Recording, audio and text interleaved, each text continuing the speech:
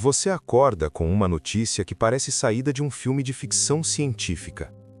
Aeroportos em alerta, autoridades sanitárias em modo máximo, transmissões interceptadas mencionando morcegos frugívoros como vetores silenciosos. Nas redes sociais, o pânico se espalha mais rápido que qualquer vírus. É a Covid-2? Uma nova pandemia está começando? A resposta, surpreendentemente, não está no futuro distante, mas em um vilarejo esquecido da Malásia, chamado Sungai Nipah, onde tudo começou há mais de 25 anos. O nome do protagonista dessa história não é fictício, é Nipah. E o que você vai descobrir agora muda completamente a forma como enxergamos o equilíbrio frágil entre humanos, animais e os patógenos que habitam as sombras das florestas tropicais.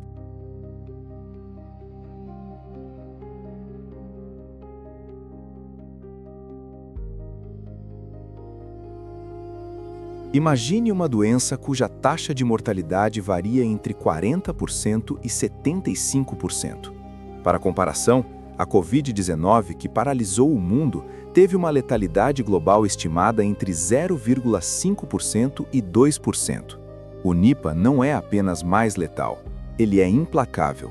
Os sintomas iniciais são enganosamente comuns: febre, dor de cabeça intensa, dores musculares, inflamação na garganta. Qualquer médico poderia diagnosticar como uma gripe comum, mas por trás dessa normalidade se esconde um predador neurológico. Em até 72 horas, o quadro evolui para sonolência profunda, vertigens severas, confusão mental e alterações bruscas de personalidade. Problemas respiratórios surgem como um segundo ataque. Muitos entram em coma. Para uma grande parcela dos infectados, não há retorno. A morte chega silenciosa, muitas vezes precedida por convulsões que revelam o verdadeiro alvo do vírus, o sistema nervoso central. E mesmo entre os sobreviventes, o preço é alto. Cerca de 20% carregam sequelas neurológicas permanentes: epilepsia, tremores involuntários, déficits cognitivos, mudanças irreversíveis de comportamento. O Nipah não apenas mata, ele reescreve quem a pessoa é. Pior ainda, não existe vacina e não existe tratamento específico. Quando um paciente chega ao hospital, os médicos só conseguem oferecer cuidados de suporte, hidratação, controle da febre, estabilização das funções vitais, enquanto o corpo luta sozinho contra um inimigo para o qual não temos armas farmacológicas. Por isso, a Organização Mundial da Saúde não trata o Nipah como um vírus qualquer.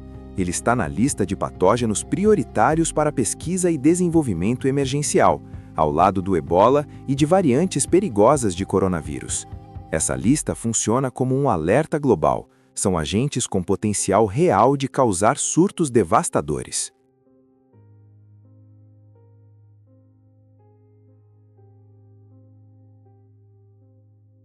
O histórico justifica a preocupação. Em 1999, na Malásia, o vírus emergiu de forma brutal. Mais de 100 mortes confirmadas, milhares de porcos abatidos preventivamente. O nome do vilarejo onde tudo começou, Sungai Nipah, batizou a doença. Na época, acreditou-se que os porcos fossem a origem, mas eles eram apenas intermediários. O verdadeiro reservatório do vírus são os morcegos frugívoros da família Pteropodidae, conhecidos como raposas voadoras. Esses animais carregam o Nipah sem adoecer, são portadores perfeitos. O problema surge quando humanos invadem seus hábitats. Desmatamento, agricultura intensiva e criação de animais em áreas de transição florestal criam pontes perigosas entre o mundo silvestre e o doméstico. Na Malásia, morcegos contaminados urinavam ou deixavam saliva em frutas consumidas por porcos. Os suínos, altamente suscetíveis, multiplicavam o vírus. Trabalhadores rurais entravam em contato com secreções animais e se infectavam. Era uma cadeia eficiente: morcego, porco, humano.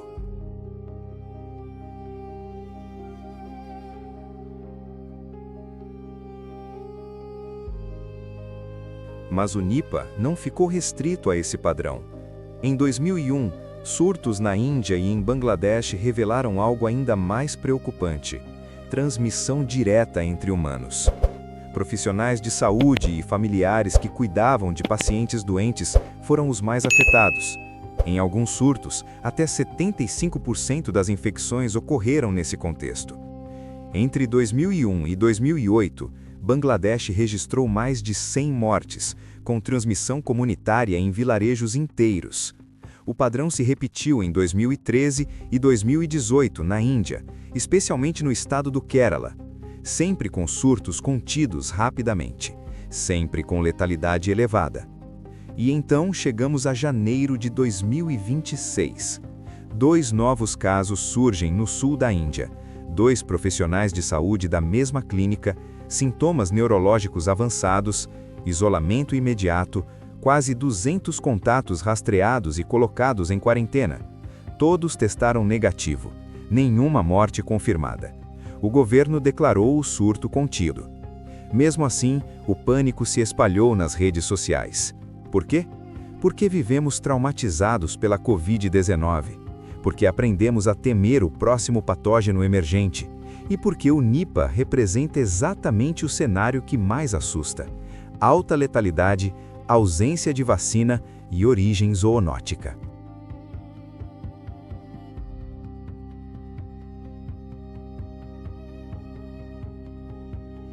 Aqui entra o conceito de ficção real. Não o sensacionalismo, mas a especulação científica responsável. O que impediu o Nipah de se tornar uma pandemia global em 25 anos? A resposta está na biologia do próprio vírus. Diferente do SARS-CoV-2, o Nipah não se transmite eficientemente pelo ar. Ele exige contato próximo e prolongado com fluidos corporais. Não se espalha facilmente por pessoas assintomáticas circulando em ambientes fechados. Sua transmissão humano-humano é limitada, uma falha evolutiva que até hoje nos protegeu. Mas surge a pergunta inquietante: e se isso mudasse? E se uma mutação permitisse ao Nipah se replicar nas vias aéreas superiores, mantendo sua agressividade neurológica? Modelos computacionais desenvolvidos por centros de pesquisa internacionais simulam esse cenário. O resultado é perturbador. Um vírus com transmissibilidade semelhante ao sarampo e letalidade de dezenas de % criaria uma crise sanitária sem precedentes. Sistemas de saúde entrariam em colapso em semanas. A mortalidade global poderia rivalizar com a da peste negra. Felizmente, essa mutação ainda não ocorreu, e há razões para acreditar que seja improvável. O Nipah pertence à família Paramyxoviridae, cujos membros tendem a ser geneticamente mais estáveis do que os coronavírus. Mas a evolução viral é imprevisível. Cada surto é uma loteria genética. Cada replicação é uma chance de erro. E essas chances aumentam à medida que o desmatamento avança e humanos continuam expandindo suas fronteiras sobre ecossistemas selvagens. Quanto mais contato, maior o risco de novos saltos zoonóticos.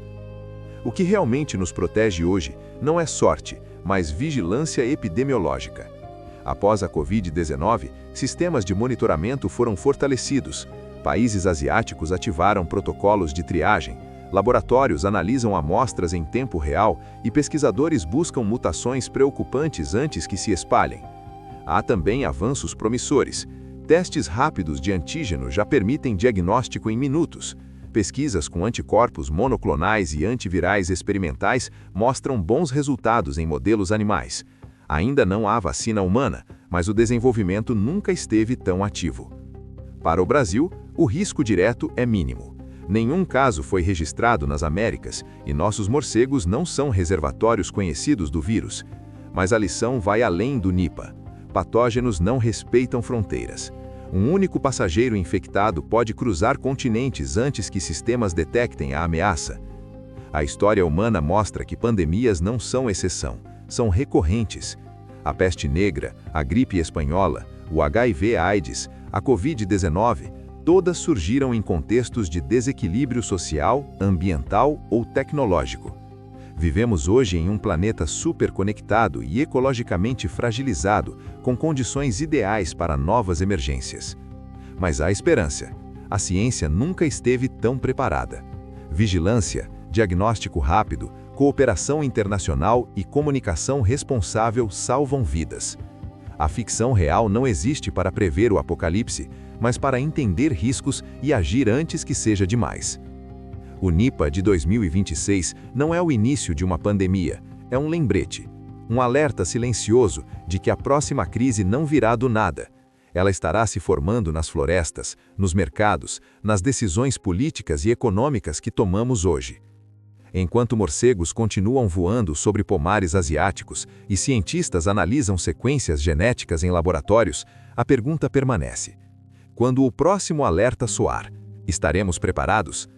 No fim, a maior arma contra futuras pandemias não é uma vacina ainda inexistente, é o conhecimento, é a vigilância, é a capacidade de aprender com os sinais antes que o custo seja medido em milhões de vidas.